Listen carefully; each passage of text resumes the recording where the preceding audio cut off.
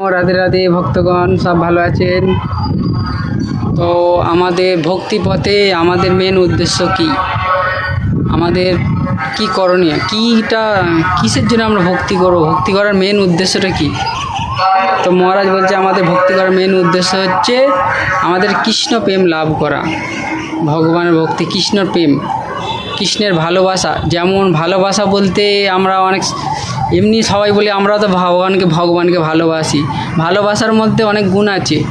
যেমন আমরা সন্তানকে ভালোবাসি, যেমন আমরা গার্লফ্রেন্ডকে ভালোবাসি, আমাদের রক্ত সম্পর্কে যেগুলো বলি না, যেগুলোকে আমরা ভালোবাসি।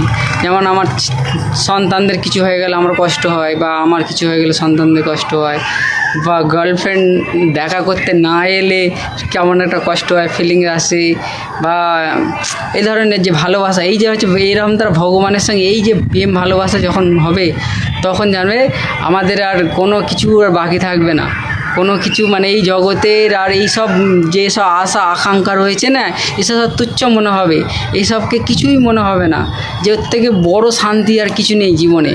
স্বর্গের সুখও তখন তুচ্ছ হয়ে যাবে, তুচ্ছ মনে হবে। হরে কৃষ্ণ, হরি বল। কোনো ভুল বললে ক্ষমা করিবেন। হরে কৃষ্ণ।